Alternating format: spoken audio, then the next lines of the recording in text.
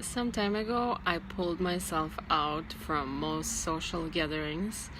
I was just exhausted and confused and overwhelmed with all the social activities, and they basically took over my life. And most of my weekends and even weeknights were booked for one reason, because somebody extended an invitation to me and I felt like I had to accept it. They all were fun. All were coming from people that I enjoyed being around.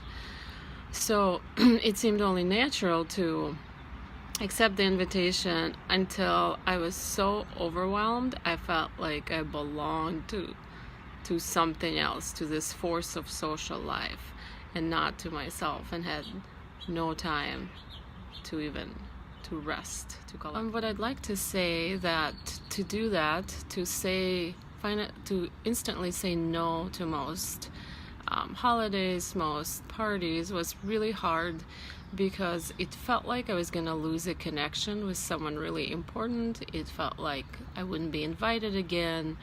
I will miss out on a very fun, one-of-a-kind event.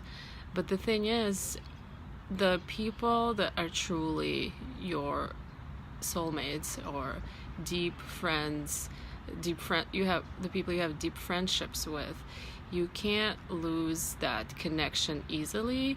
You can always come back and say, I needed time to myself, I needed to figure me out.